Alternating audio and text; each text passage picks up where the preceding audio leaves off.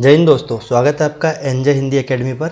दोस्तों, हम UGC net और वर्ग 1 के लिए मैं आप लोगों को free of cost class available करा रहा हूं। जैसा मैंने आपसे वादा किया है कि मैं यूजीसी नेट हिंदी साहित्य की पूरी 10 की 10 यूनिट आपको यूट्यूब पर एकदम फ्री ऑफ कॉस्ट कराऊंगा, प्लस नोट्स भी मैं आप लोगों को अवेलेबल कराऊंगा। सॉरी। तो नोट्स अगर आप लोगों को चाहिए तो वीडियो के डिस्क्रिप्शन में टेलीग्राम की लिंक मिलेगी, वहाँ से आप नोट्स डाउनलोड कर सकते हो। ठीक है। बाकी अगर आपको टेस्ट देना है इसका तो इसकी लिंक भी आपको वीडियो के डिस्क्रिप्शन में मिल जाएगी। कल की क्लास तक हमने लिपि का एक विकास क्रम देख लिया था कि लिपि का विकास कैसे हुआ था, कैसे चित्रलिपि, भाव लिपि और ये सारी चीज़ें हमारी आई थी। और लिपियों के ऊपर जो मत हमारे भाषाविदों के हैं वो क्या क्या मत थे, ये हमने कल की क्लास में देख लिया था। ठीक है। आज की क्लास में हम आपको बताते हैं कि ब्राह्मी लिपि का विकास कैसे हुआ। तो ये ब्राह्मी लिपि का जो विकास क्रम है ये मैं आपको बताऊंगा। फिर हमारी जो देवनागरी लिपि यानी ब्राह्मी लिपि के विकास में ही देवनागरी लिपि आएगी, और देवनागरी लिपि की विशेषता, देवनागरी लिपि में अभी तक क्या क्या सुधार किए गए। उसके बाद हमारी जो राजभाषा है, जो 22 भाषाएं हमारे संविधान में जोड़ी गई है वो 22 भाषाएं। उसके बाद जो मूल संविधान में 14 थी तो उसमें से बाकी की जो भाषाएं हमारी जोड़ी गई है 8 भाषा, वो कब कब जोड़ी गई, इन सब के बारे में हम आगे वीडियो में बात करेंगे। ठीक है। तो वीडियो को एंड तक जरूर देखना, और अगर आप न्यू व्यूअर्स है तो वीडियो को सब्सक्राइब जरूर कर लेना मेरे भाइयों। ठीक है, ताकि नोटिफिकेशन आपको मिलता रहे। ब्राह्मी लिपि के विकास की बात करते हैं तो प्रोफेसर बुलर के अनुसार, किसके अनुसार? प्रोफेसर बुलर के अनुसार। देखो, जब भी भाषा की बात करते हैं, लिपि की बात करते हैं, तो हमें किसी ना किसी व्यक्ति को कोड करना ही पड़ता है यहाँ पर, है ना, कि इस व्यक्ति के अनुसार भाषा ये है या इस व्यक्ति के अनुसार लिपि की परिभाषा ये है ना। तो इस व्यक्ति प्रोफेसर ब्लूलर के अनुसार अगर हम देखते हैं तो ब्राह्मी लिपि में 41 अक्षर इन्होंने बताए थे। 41 अक्षरों का एक इन्होंने इस लिपि में बताए थे, जिसमें से 9 जो थे वो स्वर थे और 32 व्यंजन इसमें उन्होंने बताए थे। ठीक है। तो ये तो एक बेसिक जानकारी हमारी इसकी हो गई। अब हम इसके विकास को देखते हैं। तो जब ब्राह्मी लिपि के विकास की बात करते हैं, विकास क्रम की, तो सबसे पहले ब्राह्मी लिपि लिखते हैं। और अगर मैं इसको यहीं पर आपको चार्ट के माध्यम से बताऊं तो हम इस तरीके से इसका चार्ट बनाते हैं। ठीक है। अब इस चार्ट में आपको पता है कि एक होता है हमारे पास दक्षिण ब्राह्मी और एक होता है हमारे पास उत्तर ब्राह्मी। क्या होता है? एक होता है दक्षिण ब्राह्मी और एक होता है उत्तर ब्राह्मी। यानी कि एक जो लिपि है, जो ब्राह्मी लिपि है, उसको 2 भागों में बांटा गया है, दक्षिण ब्राह्मी और उत्तर ब्राह्मी लिपि में। ठीक है। तो इसके 2 पार्ट हम यहाँ पर देखने को मिलते हैं। जब ये 2 पार्ट हमें यहाँ पर देखने को मिलते हैं तो दक्षिण ब्राह्मी में तो तमिल, तेलुगु, तमिल और कन्नड़ ये भाषाएं आती है, और हम इसको यहीं छोड़ देते हैं, यानी इसका आगे का विकास नहीं देखते, क्योंकि एंड द एंड हमारे सिलेबस में देवनागरी लिपि जोड़ी है, तो हमें देवनागरी लिपि के विकास तक जाना है ना। तो ब्राह्मी लिपि को पहले 2 भागों में बांटा जाता है, एक दक्षिण ब्राह्मी और एक उत्तर ब्राह्मी। दक्षिण ब्राह्मी और उत्तर ब्राह्मी क्या है? यानी भारत के दक्षिण हिस्सों में जिन लिपि का विकास हुआ उसे दक्षिण ब्राह्मी, और भारत के जो उत्तरी हिस्सों में जिन लिपि का विकास हुआ उसे उत्तर ब्राह्मी हम कहते हैं। तो भारत के दक्षिण हिस्से में आपको पता तमिल, तेलुगु, कन्नड़ का विकास हुआ, इन लिपियों का विकास हुआ। ये लैंग्वेज भी, लिपि भी है ना, इनकी अपनी एक लिपि भी है। तो इन लिपियों को हम दक्षिण ब्राह्मी लिपि में रखते हैं। अगर ये पूछा जाता तो आप यहां से बता देना, बाकी हम इसको डीप में डिस्कस नहीं करते। उत्तर ब्राह्मी में जब हम बात करते हैं तो उत्तर ब्राह्मी में हमारे पास उत्तर ब्राह्मी के बाद हमारा विकास हुआ था गुप्त लिपि का। उसके बाद किसका विकास हुआ था? गुप्त लिपि का। उत्तर ब्राह्मी के बाद हमारे पास आता है गुप्त लिपि, है ना, गुप्त लिपि। और गुप्त लिपि के बाद आता है सिद्ध मात्रिक लिपि। क्या आता है? सिद्ध मात्रिक। यानी कि उत्तर ब्राह्मी, फिर उससे विकास हुआ गुप्त लिपि का, फिर उसके बाद आया सिद्ध मात्रिक का। और सिद्ध मात्रिक लिपि के भी 2 पार्ट हुए। एक होता है हमारे पास देवनागरी, और एक का विकास हमारे पास हुआ कुटिल लिपि के रूप में। किसके रूप में हुआ? कुटिल लिपि के रूप में, ना। तो ये हमारा एक विकास क्रम है, जिसको मैंने नीचे लिखा हुआ भी है। शारदा लिपि इसको हम कहते हैं। इसको कुटिल लिपि, सिद्ध मात्रिक को ही हम कुटिल लिपि कह देते हैं ना। तो इसके नीचे हमारे पास क्या आता है? शारदा लिपि। तो ये विकास क्रम आपको देखने को मिल जाता है। जैसे मैंने यहाँ पर इसको टाइप में भी लिखा हुआ है, ये पूरा एक विकास क्रम है। जब आपसे ये पूछे कि देवनागरी लिपि का विकास बताओ तो ब्राह्मी, उत्तर ब्राह्मी, गुप्त लिपि और फिर सिद्ध या फिर कुटिल लिपि से कहते हैं, और उसके बाद आपको देवनागरी पे जाना। तो ये विकास क्रम हमें समझाना होता है, या ये विकास क्रम हमें बताना होता है। एग्जाम नेट जेआरएफ में कई बार क्वेश्चन आया हुआ है कि लिपि के विकास क्रम को बताइए, कौन सा विकास क्रम सही है, इस तरीके से पूछा जाता है। तो दक्षिण ब्राह्मी में में जैसे मैंने आपको बताया कि तमिल, तेलुगु, कन्नड़ का विकास हुआ, तो ये हम यहीं पर छोड़ते, इसको आगे नहीं देखते। हमें मतलब है उत्तर शैली से, उत्तर ब्राह्मी लिपि से। इसमें गुप्त लिपि का विकास हुआ, उसके बाद गुप्त लिपि का विकास हुआ। गुप्त लिपि में आपको पता है कि गुप्त लिपि जो है, गुप्त लिपि में हमारा जो है चौथी से 5वीं शताब्दी के बीच में गुप्त लिपि का विकास हुआ। फिर उसके बाद हमारे पास आता है सिद्ध मात्रिक, या सिद्ध मात्रिका कहते हैं या कुटिल लिपि से कहते हैं, दोनों नामों से इसे जाना जाता है। तो सिद्ध मात्रिक या कुटिल लिपि के नाम से इसको जाना जाता है, ये आपको याद रखना है। उसके बाद हमारा आता है इसके भी 2 पार्ट है, फिर इसके 2 पार्ट है ना। तो एक में हमारा देवनागरी लिपि जो कि 9वीं शताब्दी में हुआ, और एक हमारा शारदा लिपि जिसका 10वीं शताब्दी में विकास हुआ। ये विकास क्रम हालांकि कल भी मैंने थोड़ा बहुत आपको बता दिया था, लेकिन आज ये पूरा विकास क्रम समझो। ऐसे हमारी देवनागरी लिपि का विकास हुआ। क्वेश्चन पूछा जाएगा तो आपको बताना है ब्राह्मी, उसके बाद हमारा ब्राह्मी के बाद हमारा आता है उत्तर ब्राह्मी, फिर हमारा गुप्त के बाद हमारा आएगा कुटिल, और कुटिल के बाद आएगा देवनागरी। ये विकास क्रम आपको इस तरीके से बताना है, ठीक है, जो मैंने आपको ऊपर चार्ट के साथ और यहाँ पर टाइप किए नोट्स में भी अवेलेबल कराया हुआ है। अब हम इसका कुछ विशेष पॉइंट देख लेते हैं जो एग्जाम में आने लायक होते हैं, जो एग्जाम में आए हुए हैं। सिद्ध मात्रिका लिपि को डॉक्टर बुलर ने उत्तरी ब्राह्मी लिपि नाम दिया था। किसको? शुद्ध मात्रिक लिपि, जिसका हम गुप्त लिपि के बाद विकास देखते हैं, इसको डॉक्टर बुलर ने उत्तरी ब्राह्मी लिपि का नाम दिया था। यही लिपि कालांतर में कुटिल लिपि नाम से प्रसिद्ध हुई, कुटिल लिपि नाम से ना। अब आपको ये भी याद रखना है कि सिद्ध मात्रिक को किस व्यक्ति ने उत्तर ब्राह्मी नाम दिया था, है ना। तो ये क्वेश्चन भी आते हैं, इस तरीके से क्वेश्चन बनते हैं। तो आपको देखो क्वेश्चन बनने का क्या पैटर्न होता है, ये तो अभी हम पीवाईक्यू लगाएंगे इस चैप्टर के बाद, है ना। जब ये चैप्टर खत्म हो जाएगा इसके पीवाईक्यू में आपको सोल्व कराऊंगा। लेकिन ये भी आपको याद रखना है, ये कुछ पॉइंट ऐसे जो आप फैक्चुअली याद रख सकते हो ना, तो उनको याद रखना है। और आपको पता है नेट जरा पूरा फैक्चुअली होने वाला है ना, यानी कि आप अगर दिसंबर 2024 या जून 2025 का पेपर उठाओगे तो इसमें फैक्चुअली चीज से ही आपका जीआरएफ हो जाता है, अगर आप ये भी याद रख लेते हो तो, है ना। उसके बाद आता है सन 588-590 में बोध गया के अभिलेख सिद्ध मात्रिका लिपि में हुआ। यानी कि जो बोध गया का अभिलेख है वो हमें कहाँ, किस लिपि में मिलता है? सिद्ध मात्रिक लिपि में हमें मिलता है। कब का ये अभिलेख था? 588 या 590 का ये हमारा अभिलेख था, ठीक है। उसके बाद आगे इसमें अगर कुछ और पॉइंट देखते हैं तो हमें पता चलता है कि ब्राह्मी की उत्तरी शैली से चौथी 5वीं सदी में गुप्त लिपि तथा गुप्त लिपि से 6ठी सदी में कुटिल लिपि विकसित हुई। देखो याद रखना, ब्राह्मी की उत्तरी शैली से चौथी से 5वीं सदी में गुप्त लिपि, ये मैंने ऊपर भी बताया आपको। और गुप्त लिपि की 6ठी सदी से 6ठी सदी में कुटिल लिपि का विकास हुआ। यानी जो सिद्ध मात्रिक या कुटिल लिपि है इसका विकास कब हुआ था? 6ठी सदी में। ये सदी भी याद रख लेना, ये क्वेश्चन आते हैं इस तरीके से, है ना। तो आपको पता है ब्राह्मी लिपि का चौथी से 5वीं, उत्तर ब्राह्मी का के बाद जब गुप्त का हुआ तो चौथी 5वीं सदी में हुआ, और गुप्त के बाद जब कुटिल का हुआ तो 6ठी सदी में हुआ। इसी कुटिल लिपि से 9वीं सदी में लगभग नागरी के प्राचीन रूप का विकास हुआ। देवनागरी को हम नागरी भी कह देते हैं, याद रखना। और ये क्यों कहते हैं या देवनागरी को और क्या क्या नाम से जाना जाता है ये भी आगे हम देखेंगे वीडियो में, ठीक है। इसे प्राचीन नागरी भी कहते हैं। तो ये विकास क्रम हमें पूरा समझना, जो कि मैंने एक पूरे चैप्टर में आपको या इस पैराग्राफ में पूरा विकास क्रम मैंने देवनागरी का बता दिया कि कैसे हुआ और कौन सी शताब्दी के बाद हुआ, किस तरीके से हुआ, है ना। अब हम देखते हैं देवनागरी का नामकरण कैसे हुआ, है ना। इसको नागरी कहते हैं, प्राचीन नागरी कहते हैं या देवनागरी कहते हैं, क्या कहते हैं और एक्चुअल में क्यों कहते हैं, ये पूरा विकास क्रम इसके नामकरण का हम देखते हैं, ठीक है। तो देवनागरी का नामकरण पर विभिन्न मत है, यानी कि अलग अलग विद्वानों के अलग अलग मत हमें यहाँ देखने को मिलते हैं। लेकिन हमें क्या करना है, हमें सारी चीज़ों देखना है, यानी कि सारे विद्वानों के मत को देखना है, क्योंकि क्वेश्चन आए हुए हैं पीवाईक्यू में इस तरीके से पूछे गए हैं, ठीक है। तो हमें इसलिए पीवाईक्यू को ध्यान में रखते हुए ये कंटेंट को पढ़ना जरूरी हो जाता है, ठीक है। अब इसके बाद आते हैं कि देवनागरी लिपि के नाम से विषय में अनेक मत है, जो इस प्रकार है। क्या है? पहला पॉइंट या पहला चीज हमें आती है कि प्रसिद्ध बौद्ध ग्रंथ ललित विस्तार में, ललित विस्तार करके एक बौद्ध ग्रंथ था, बुद्धों का एक ग्रंथ था, उसमें वर्णित होता है कि नाग लिपि से नागरी नामकरण हुआ था। यानी जो देवनागरी लिपि है ये नाग लिपि, यानी इससे पहले इसका नाम नाग लिपि हुआ करता था, उससे नागरी नाम पड़ा और बाद में में जाकर ये देवनागरी नाम पड़ा। ये किसका कहना है? बौद्ध ग्रंथ के ललित विस्तार नामक एक ग्रंथ है, उस ग्रंथ का ये कहना है कि पहले इस लिपि का नाम नाग लिपि था, फिर उसके बाद नागरी पड़ा, ये आगे कालांतर में जाकर देवनागरी पड़ा। तो पहला फैक्ट हमने देख लिया कि क्यों इसका नाम इस तरीके से रखा गया होगा और क्यों पड़ा होगा।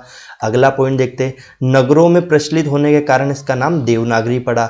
अब कुछ विद्वान कहते हैं, कुछ भाषाविद कहते हैं कि देवनागरी लिपि का जो देवनागरी नाम पड़ा, ये नगरों में प्रचलित होने के कारण इसका नाम देवनागरी पड़ा, है ना। तो ये भी मत हमें ध्यान रखना है। फिर एक फैक्ट हमें पता चलता है कि पाटलिपुत्र को नागर और चंद्रगुप्त को देव कहने के कारण देवनागरी पड़ा। क्यों? क्योंकि देखो पाटलिपुत्र क्या था? एक नगर था, और उस नगर पर राज करने वाले राजा को क्या कहा जाता? देव कहा जाता, क्योंकि उस समय हर राजा को देव तुल्य समझा जाता था। तो जब राजा देव तुल्य है तो सीधी सी बात है, उस जिस नगर का राजा है, उस जिस नगर में जो लैंग्वेज बोली जाती है उस लैंग्वेज को नागर कहा जाता, सॉरी जिस लिपि का प्रयोग होता था उसको नागर कहा जाता था। इसलिए पूरे देवनागरी लिपि का नाम क्या हो गया? फिर देवनागरी हो गया। क्यों हुआ? क्योंकि पाटलिपुत्र को नागर कहा जाता था, और उस नागर क्षेत्र में जो बोली जाती थी, जो लिपि होती थी, उसको नागरी लिपि कहते थे ना, और जो राजा था उसको देव कहा जाता था। तो यानी चंद्रगुप्त के राज्य में जिस लिपि को लिखा जाता था, उस लिपि का प्रयोग किया जाता था, उसका नाम देवनागरी पड़ा। ठीक है, ये तीसरा मत हमारे पास पता आता है।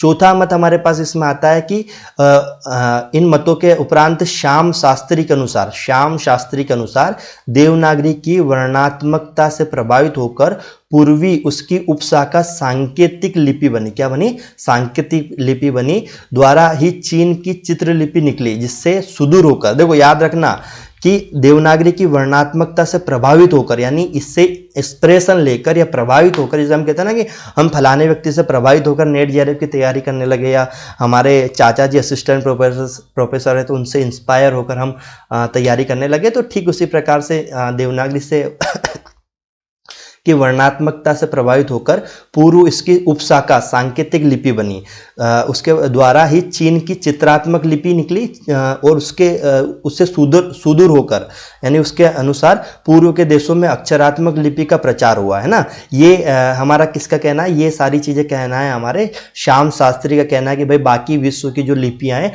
उनका भी विकास जो है हमारी देवनागरी के प्रभाव से हुआ है ना। डॉक्टर सुनीति कुमार चटर्जी ने इसे लोक नागरी कहा है। क्या कहा है? लोक नागरी कहा है। एक चीज़ आपको बता दूं, अगर आप वीडियो को यहाँ तक देख रहे हो और आपको अगर मेरी स्पीड ज़्यादा लग रही है तो मुझे कमेंट बॉक्स में ज़रूर बताना कि सर आपकी स्पीड ज़्यादा समझ में नहीं आ रहा या किस तरीके से हो रहा है, तो कमेंट आप जरूर कर देना। और अगर नए व्यूवर्स है तो चैनल को सब्सक्राइब जरूर कर लेना, है ना। देखो लोक नागरी क्यों कहा जाने लगा? डॉक्टर सुनीति कुमार चटर्जी ने देवनागरी को क्या नाम से पुकारा? ये क्वेश्चन बनता है, ये क्वेश्चन बन सकता है, आपको याद रखना है लोक नागरी कहा है। ठीक है, फिर उसके बाद पांचवा फैक्ट क्या मिलता है हमारे पास कि गुजरात के नागर ब्राह्मणों के नाम पर इसका नाम नागरी पड़ा, है ना। गुजरात के नागर ब्राह्मणों के नाम पर, याद रखना ये क्वेश्चन इस तरीके से आएंगे कि सही और गलत बताइए ना, कि निम्नलिखित में से असत्य कथन बताइए, तो वहां पर इस तरीके से आ जाएंगे। अब कुछ चेंज कर सकता है कि जैसे गुजरात के नागर ब्राह्मणों के नाम पर देवनागरी नाम पड़ा, तो ये सही है गलत, इस तरीके से पूछा जाता है, तो ये आपको याद रखना। और ये देवनागरी का जो विकास है या शब्द का जो विकास है, ये आपको याद रखना कि देवनागरी शब्द किन किन विद्वानों ने किस तरीके से माना है कि क्या हमारा विकास किस तरीके से हो सकता है। ठीक है, फिर हमारा क्वेश्चन जो टॉपिक नंबर 6 है, मतलब पॉइंट नंबर 6 है, उसमें बताया जाता है कि देवानम नागरम अर्थात देवों के नगर होने से पाटलिपुत्र को देवनगर कहते थे। यहाँ की लिपि को देवनागरी कहा। जो ऊपर मैंने आपको बताया कि क्यों कहते थे, क्योंकि चंद्रगुप्त वहाँ का राजा था तो उसे देव कहा जाता था, उस क्षेत्र में जो नागरी लिपि लिखी जाती थी उसे नागरी कहा, तो ये दोनों को मिलाकर देवनागरी नाम पड़ा। ठीक है, ये ऊपर भी मैं बता चुका हूँ। पॉइंट नंबर 7 हमारे पास आता है कि डॉक्टर धीरेन्द्र वर्मा के अनुसार मध्य युग में स्थापत्य की एक शैली का नाम नागर था। एक स्थापत्य शैली का नाम नागर था, यानी कि स्थापत्य शैली का मतलब होता है कि जो वहाँ पर जो पत्थरों पर उकेरा जाता था या पत्थरों पर लिखा जाता था, इस तरीके की जो हमारी स्थापत्य कला थी या स्थापत्य शैली थी का नाम जो वहाँ पर नागर था। यानी एक प्रकार की एक स्किल उनके पास थी जिसको नागर कहते थे, जिसमें चतुर्भुज आकृति प्रधान था। देवनागरी में भी अक्षर ऐसे ही है, यानी कि वहाँ की जो आकृति या वहाँ के जो चिन्हों का हमें देखने को मिला उस और हमारी जो देवनागरी लिपि है वो हूबहू हमें मिलती है। तो डॉक्टर धीरेन्द्र वर्मा ये कह देते कि यार ये मध्य युग में स्थापत्य की ऐसी कला थी, इस कारण से इस लिपि को हम देवनागरी कहते हैं, यानी वो दोनों सेम लगती है। जैसे हम कहते हैं ना कि कोई व्यक्ति की शक्ल किसी व्यक्ति से मिलती है तो हम कहते हैं ना कि यार तुम तो उसके जैसे लग रहे हो, तो हम उससे तुलना करते हैं ना कि यार ये चीजें तुलना हो रही दोनों की। तो यहाँ पर भी देवनागरी की तुलना करी गई है कि यार वहाँ पर इसी स्थापत्य कला थी इस प्रकार की, उसमें इसी तरीके की चीज़ों का प्रयोग होता था, देवनागरी में भी इसी तरीके के शब्द मिलते हैं, तो यानी कि यहाँ पर भी हमें यही चीज़ें देखने को मिल सकती हैं। तो ये हुआ देवनागरी शब्द का विकास कैसे हुआ, या देवनागरी शब्द एक्चुअल में आया कहाँ से और किन किन व्यक्तियों ने क्या क्या इसका मत माना, ये सब देवनागरी की हम बात करते हैं। ठीक है, ये चीज़ें हमें यहाँ पर मिलती हैं। उसके बाद आता है देवनागरी लिपि की विशेषता क्या क्या है। ये विशेषताओं से पॉइंट बहुत बार नेट जेआरएफ में आ चुके हैं, याद रखना, और वर्ग 1 में भी हमारा बहुत बार आ चुका है। ठीक है, वर्ग 1 2 में भी ये क्वेश्चन बहुत पूछे गए, इसलिए इन फैक्ट को अच्छे से याद रखना। पहला फैक्ट आता है देवनागरी में एक ध्वनि के लिए एक अक्षर है, अर्थात प्रत्येक ध्वनि उच्चारित होती है। जैसे मैंने क बोला तो क के लिए अपना एक चिन्ह और अपनी एक ध्वनि है, अगर ख बोला तो ख के लिए अपना एक चिन्ह अपनी एक ध्वनि है, ज्ञ बोला तो ज्ञ के लिए अपना एक चिन्ह अपनी एक ध्वनि है, र बोला तो र के लिए अपनी एक चिन्ह और अपनी एक ध्वनि है। यानी देवनागरी लिपि में हर एक शब्द वर्ण के लिए एक पर्टिकुलर ध्वनि है और पर्टिकुलर चिन्ह है, यहाँ पर आपको ये देखने को मिलेंगे। ठीक है, फिर उसके बाद हम आगे आते हैं कि देवनागरी का वर्णमाला का वर्गीकरण वैज्ञानिक है, यानी देवनागरी लिपि को वैज्ञानिक लिपि भी कहा जाता है, या इसका जो वर्णमाला का वर्गीकरण है ये वैज्ञानिक है। वैज्ञानिक मतलब हर एक वर्ण को यहाँ पर वैज्ञानिक तरीके से सिद्ध किया गया कि ये कैसे बना। जैसे मैं आपको बता दूं कि जैसे कोई आ बना है तो यह कैसे बना है, दो अ से मिलकर बना है, दो सजाती स्वरों से मिलकर बना है। जैसे मैं बताऊं कि ए बना है तो ए कैसे बना, आ प्लस ई से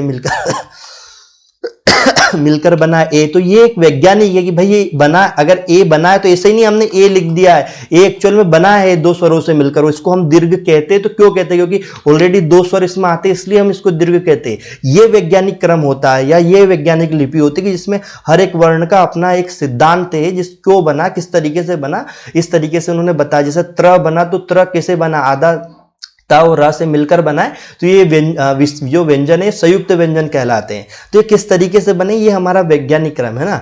अब हम देखते हैं कि देवनागरी लिपि में सुधार के जो प्रयास किए गए। अब आप देखो कि जैसे देवनागरी लिपि जब बनी थी तो ऐसा थोड़ी ना था कि वो आज जितनी विकसित है उतनी विकसित उस समय दी नहीं थी ना। तो उसके लिए क्या हुआ कि समय समय पर अलग अलग भाषाविदों ने अपने सुधार प्रस्तुत किए कि यार इसमें हम इस प्रकार के वर्णों को ये कह सकते हैं, इस प्रकार के वर्णों में ये सुधार कर सकते हैं, स्वर में ये कर सकते हैं, व्यंजन में ये कर सकते हैं। ये सारी चीजें धीरे धीरे आई थी। तो इसको पॉइंट बाय पॉइंट देख लेते कि क्या क्या सुधार हुआ, कब हुआ और क्या सुधार में था एक्चुअल में ना, सुधार में क्या बताया गया था, ये हम देखते हैं। मेरे प्यारे दोस्तों, अगर आप लोग वीडियो देख रहे हो, आपको कंटेंट अच्छा लग रहा है तो प्लीज़ कमेंट करना कि सब बेहतरीन कंटेंट पढ़ा रहे हो, या कुछ चेंजेस करना है कंटेंट में तो वो भी बताना। मैं आप लोगों के लिए वो भी करूँगा कि जब चीज़ें हम मेहनत कर ही रहे हैं, मैं मेहनत कर ही रहा हूँ आपको कंटेंट बनाकर चीज़ों को समझाने की, तो कम से कम अच्छा से अच्छा कंटेंट आपको प्रोवाइड कराए, इसलिए आप कमेंट ज़रूर करना। ठीक है, और बाकी ये पूरा कंटेंट आपको टेलीग्राम पे फ्री ऑफ कॉस्ट मिल रहा है, जाइए और डाउनलोड कीजिए, लिंक वीडियो के डिस्क्रिप्शन में, वहाँ से ज्वाइन हो जाइए। ठीक है, चलो आगे बात करते हैं। सर्वप्रथम बाल गंगाधर तिलक ने 1904 में, ये क्वेश्चन पूछा जाता है कि बाल गंगाधर तिलक ने कब किया था, तो 1904 में अपने पत्र केसरी के लिए 190 टाइपों का एक फॉन्ट तैयार किया था। याद रखना 190 टाइपों का एक फॉन्ट तैयार करवाया, जिसे तिलक फॉन्ट कहा गया। तो एक क्वेश्चन आया था एक बार एग्जाम में कि तिलक फॉन्ट कब प्रकाशित हुआ था, तो 1904 में। ये भी पूछा गया था कि तिलक फॉन्ट किसके द्वारा लाया गया था, तो बाल गंगाधर तिलक के द्वारा। कौन से पत्र में प्रकाशित हुआ था, तो केसरी पत्र में प्रकाशित हुआ था। ये 3 क्वेश्चन यहाँ से बन सकते हैं, एकदम याद रखना, बहुत अच्छे से याद रखना। ठीक है, फिर उसके बाद अगला सुधार के लिए बात कही गई थी कि अ की 12 खेड़ी को लेकर सावरकर बंधुओं ने इसे जो प्रयास किया उसे महाराष्ट्र के संत साने गुरुजी और विनोबा भावे ने आगे बढ़ाया। यानी कि जो सावरकर बंधु थे उन्होंने अ की 12 खेड़ी का भी प्रस्ताव रखा था कि हम अ की 12 खेड़ी भी लाएं। 12 खेड़ी हमारी कहाँ से चालू होती क से होती, क से ज्ञ तक होती, इसे हम 12 खेड़ी कहते हैं। लेकिन उन्होंने कहा कि हम जो स्वर है उनकी भी 12 खेड़ी बनाएं, तो इस तरीके से इन्होंने बताया था चीज़ों को, है ना। तो जब ये इन्होंने बताया था तो इस पे भी बात हुई थी, यानी ये सब सुधार के प्रस्ताव है, इनमें से बहुत सारे सुधार माने गए और बहुत सारे नहीं माने गए। महात्मा गांधी ने हरिजन सेवक में इसका प्रयोग किया था।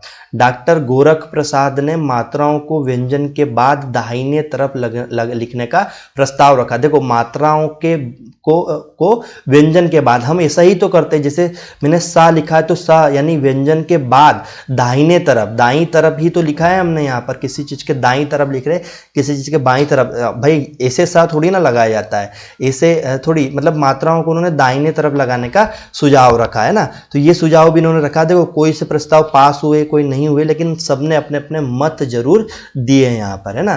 फिर आता श्रीनिवास ने सुझाव दिया कि महाप्राण वर्गों के पहले अल्पप्राण वर्गों के नीचे कोई चिन्ह लगाकर महाप्राण वर्णों में बदलने का काम चलाया जाएगा। यानी इन्होंने क्या कहा कि महाप्राण जो वर्ण के बदले, इन्होंने क्या कहा कि इन्होंने ये कहा कि यार अगर आप जो महाप्राण वर्ग जो बना रहे हो, इसके बजाय आप अल्पप्राण वर्ग के नीचे ही कोई ऐसा चिन्ह लगाकर उसी को महाप्राण वर्ग में बदलने का काम करो, यानी कि इसी का प्रयास करो। तो ये श्रीनिवास ने सुझाव दिए थे अपने, है ना। अब ये सुझाव माने नहीं गए, देखो बहुत सारे सुझाव नहीं माने गए क्योंकि थोड़े अटपटे से सुझाव थे इनके। फिर आता है हिंदी साहित्य सम्मेलन के इंदौर अधिवेशन में महात्मा गांधी की अध्यक्षता में। ये क्वेश्चन पूछा गया था कि इंदौर वाले जो हिंदी साहित्य का सम्मेलन, इंदौर का जो अधिवेशन था, उसकी अध्यक्षता कौन कर रहे थे। ये अध्यक्षता वाला क्वेश्चन एक बार आ चुका है, तो गांधी जी कर रहे थे ना अध्यक्षता में। तथा काका कालेश्वर समिति की रिपोर्ट पर, ये समिति के बारे में बहुत पूछा गया है। काका कालेश्वर की समिति की रिपोर्ट पर विचार करने के लिए 1935 में नागरी लिपि सुधार का गठन हुआ। एक क्वेश्चन आता है, नागरी लिपि सुधार समिति का गठन कब हुआ, तो 1935 में हुआ। किस समिति के सुझाव पर हुआ, रिपोर्ट के विचार पर हुआ या सुझाव पर हुआ, काका कालेश्वर की समिति के सुझाव पर हुआ, है ना। और कौन सा अधिवेशन में ये चीज हुई थी, तो ये इंदौर अधिवेशन में गांधी जी की अध्यक्षता में हुई थी, जो कि 1935 में हुआ था। तो ये फैक्ट आए हुए हैं और ये आपको याद रखना है कि हमारी देवनागरी लिपि के सुधार के लिए किन किन व्यक्तियों ने क्या क्या प्रयास किया। नागरी लिपि सुधार समिति के संयोजक काका कालेश्वर थे। सम्मेलन में कुल 14 सुधारों को स्वीकार किया गया था, यानी लिपि में 14 सुधार हो सके। ये 14 सुधारों पर काका कालेश्वर वाली जो समिति के संयोजक थे, उस सम्मेलन में इस सुझाव पर स्वीकार हुआ, यानी कि हाँ हम इस तरीके से करेंगे चीजों को, भाषाविदों के बीच में, है ना। ये चीजें हुई। अब कौन कौन से हुए थे ये हमें नहीं देखना, वो ज्यादा डीप हो जाएगा। फिर हमारे पास आता है कि किसी प्रांतीय सरकार ने सबसे पहले उत्तर प्रदेश सरकार को, ये क्वेश्चन तो आया हुआ क्वेश्चन है ना, ये आपके पीवाईक्यू में आपको मिल जाएगा, ये पीवाईक्यू मिल जाएगा कि उत्तर प्रदेश सरकार ने, ये आपके एमपी सेट और बाकी स्टेट की सेट में भी आया है और नेट जेआरएफ में वर्ग 1 में भी ये कई बार रिपीट हो चुका है, मतलब बहुत फेवरेट क्वेश्चन इन लोगों का है ना। तो उत्तर प्रदेश सरकार ने 31 जुलाई 1947 में 47 ईस्वी में नागरी लिपि सुधार हेतु आचार्य नरेंद्र देव की अध्यक्षता में, आचार्य नरेंद्र देव की अध्यक्षता में, ये भी पूछा गया है कि जो उत्तर प्रदेश 31 जुलाई 1947 को जो नागरी लिपि सुधार समिति का गठन वो हुआ था, वो किसकी अध्यक्षता में हुआ था, तो नरेंद्र देव की अध्यक्षता में एक समिति का गठन किया गया था। ये याद रखना है ना, ये इस तरीके से क्वेश्चन आए हुए हैं। फिर आता है सुधार समिति में कुल 9 बैठकें हुई। इस समिति ने 25 मई 1949 को अपनी रिपोर्ट प्रस्तुत की। 1953 में नागरी लिपि संबंधी सुझावों पर विचार करने के लिए लखनऊ में एक लिपि सुधार परिषद का गठन हुआ।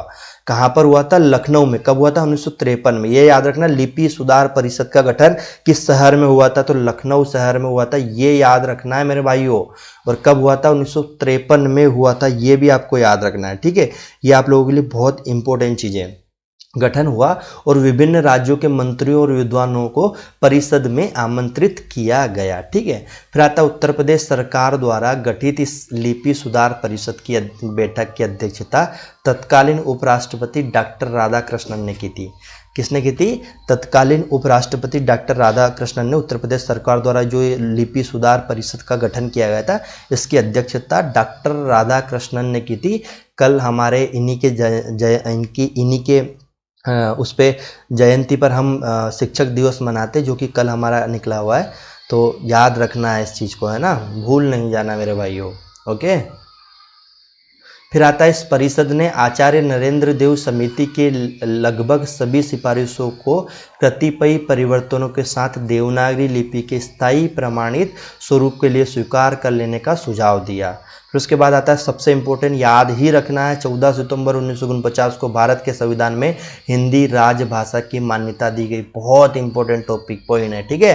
राजभाषा कौन कौन सी है, कब बनाई गई, कौन कौन सी भाषाओं को मूल संविधान में जोड़ा गया, कौन कौन सी भाषाओं को बाद में संशोधन करके जोड़ा गया, कौन कौन से संशोधन के साथ जोड़ा गया और उन संशोधनों में कितनी भाषाओं को लिया गया, वो संख्या भी याद रखना है ना। तो याद रखना 14 सितंबर 1949 को भारत के संविधान में हिंदी को राजभाषा का यानी ऑफिशियल लैंग्वेज का दर्जा प्राप्त हुआ। ये तारीख याद रखना है, ठीक है, ये भूल मत जाना। आगे याद रखना है कि भारत की भारतीय भाषाओं से संबंधित जो प्रावधान हमारे संविधान में मिलते हैं वो अनुच्छेद 343 से 351 तक, 343 से 351 तक हमें मिलते हैं, याद रखना, तक वर्णित है। भारत के संविधान में प्रारंभ में 14 भाषाएं थी। भारत का जो संविधान है उसके प्रारंभ में कितनी भाषाएं थी, 14 भाषाएं थी। वर्तमान में संविधान की 8वीं अनुसूची में 22 भाषाओं को मान्यता प्रदान की गई है। 8वीं अनुसूची में 22 भाषाओं को, याद रखना, कौन से अनुच्छेद से स्टार्ट हुआ, 343 से 351 तक। मूल संविधान में कितनी भाषाओं को जोड़ा गया था, राजभाषाओं को, 14 भाषाओं को। कौन सी अनुसूची में जोड़ा गया, 8वीं अनुसूची में। वर्तमान में कितनी है, 22 भाषाएं। ये अच्छे से दिमाग में बिठा लो, ठीक है। ये क्वेश्चन बहुत आता है, पूरे भाषा विज्ञान से 2 क्वेश्चन अगर देखने को मिलेंगे तो वो सिर्फ और सिर्फ इन अनुच्छेदों से देखने को मिलेंगे। एक तो अनुच्छेद से और एक जो समितियां बनी हैं भाषा को लेकर, कब बनी गई, किसके अध्यक्षता में बनी गई और कौन से सन में बनी गई, यहां से इन दोनों से मिलाकर 2 से 3 क्वेश्चन हर बार आ रहे हैं। यानी इसमें कोई चांस नहीं है कि आप इसको छोड़ो या इसको नहीं याद करो, इस तरीके से याद ही करना है, ठीक है। फिर आता है भारतीय संविधान की 8वीं अनुसूची में सम्मिलित 22 भाषाएं कौन कौन सी है, वो 22 भाषाएं हम देख लेते हैं। पहला आता है असमिया, बांग्ला। मैं आपको यहाँ पर यह भी बता दूंगा कि वो 14 भाषाएं कौन सी थी जो मूल संविधान में थी, बाकी की 8 भाषाएं कौन सी थी जो बाद में संशोधन करके जोड़ा गया, और उन संशोधन में भी कौन कौन से 3 संशोधन हुए, तीनों संशोधनों में कितनी कितनी भाषाएं जोड़ी गई, ये हम देखेंगे सारी चीज़ें अभी आगे, है ना। पहले 22 भाषाओं को नाम याद रख लो कौन कौन सी है। असमिया, बांग्ला, बोडो, डोंगरी, गुजराती, हिंदी, कन्नड़। असमिया, बांग्ला, बोडो, डोंगरी, गुजराती, हिंदी, कन्नड़।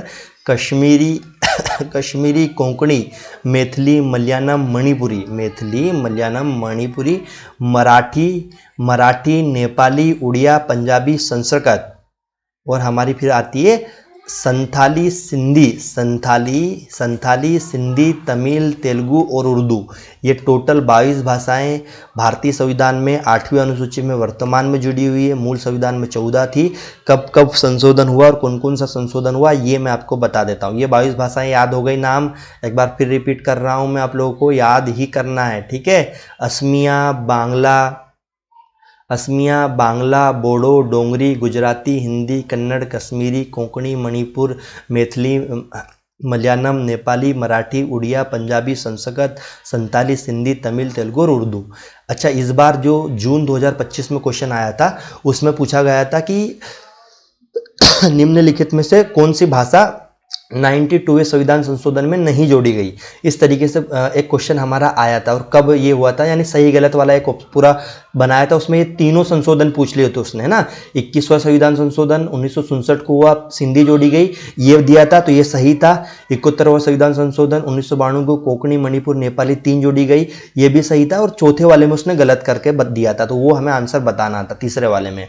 तो ये क्वेश्चन आया हुआ है, ये आपके अभी जून 2025 में जो आपका 29 जून को पेपर हुआ उसमें ये क्वेश्चन आए हुए हैं, ठीक है। तो पहला पॉइंट देखते हैं कि मूल संविधान में 14 भाषा थी, ये याद है। 21वें संविधान संशोधन, याद रखना 21वां संविधान संशोधन अधिनियम 1967 यानी कि 1967 में हुआ था 21वां संविधान संशोधन, जिसमें एक ही भाषा को जोड़ा गया था जिसका नाम है सिंधी भाषा को। इससे पहले कितनी थी, 14, यहाँ पर एक को जोड़ा गया तो अब कितनी हो गई, 15। तो यानी कि 1967 तक कितनी भाषा हो गई हमारे पास, 15 भाषाएं हो गई। अब संविधान में, है ना। यह भी पूछा जा सकता है कि 1967 में राजभाषा कितनी थी, 15, या 1992 में कितनी थी, और 2003 में कितनी थी। ये इस तरीके से पूछा जा सकता है। तो इस तरीके से याद रखना है कि 21वां संविधान संशोधन 1967 को सिर्फ सिंधी को जोड़ा गया और टोटल कितनी हो गई थी, 15 हो गई थी। फिर आता है 71वां संविधान, 21वां के बाद डायरेक्ट आता है 71वां संविधान संशोधन 1992 को 71वां संविधान संशोधन हुआ, जिसमें 3 भाषाओं को जोड़ा गया। पहली कोंकणी को, दूसरा मणिपुरी को और तीसरा नेपाली को शामिल करके यह संख्या 18 हो गई। क्यों 18 हो गई? जैसे यहाँ पर लिखा भी है कि 15 हो गई, है ना। तो 18 कैसे हो गई? 15 + 3 18 हो गई। ये कितनी हो गई? 18 हो गई। कि कौन कौन से जोड़ा गया? कोंकणी, मणिपुरी और नेपाली। मेरे भाई ये याद रखना है, ये क्वेश्चन आया हुआ था और एक ही क्वेश्चन में तीनों पॉइंट पूछ लिए थे, गलत आंसर हमें वहां पे बताना था। तो ये याद रहेगा तभी सही गलत बता पाओगे ना। इसलिए 71वें संविधान संशोधन अधिनियम 1992 में कोंकणी, मणिपुरी और नेपाली को जोड़ा गया, जो टोटल 18 भाषा थी हो गई। इनको जोड़ने के बाद पहले 15 थी, फिर 3 और जोड़ा गया, 18 हो गई। तो ये भी पूछा जा सकता है कि 1992 तक कितनी भाषाएं हो गई थी? 18 हो गई थी। याद रखना, कोंकणी, मणिपुरी और नेपाली को, ठीक है। फिर हमारा आता है 92वां संविधान संशोधन, 92वां संविधान संशोधन 2003 को हुआ, जो उसमें पहली बोडो जोड़ी गई, दूसरी डोंगरी, तीसरी मैथिली और चौथी संताली, यानी 4 भाषाओं को जोड़ा गया। तो 18 + 4 टोटल 22 भाषाएं हो गई, है ना। तो ये याद रखना कि पहले 21वां संविधान संशोधन 1967 को कितनी जोड़ी गई? 1 सिंधी। आपका 71वां संविधान संशोधन 1992 को कितनी जोड़ी गई? 3 मणिपुरी, कोंकणी, नेपाली। 92वां संविधान संशोधन 2003 को कितनी जोड़ी गई? 4 बोडो, डोंगरी, मैथिली और संताली, ये 4 को जोड़ी गई। ये आपको याद रखना है, ठीक है।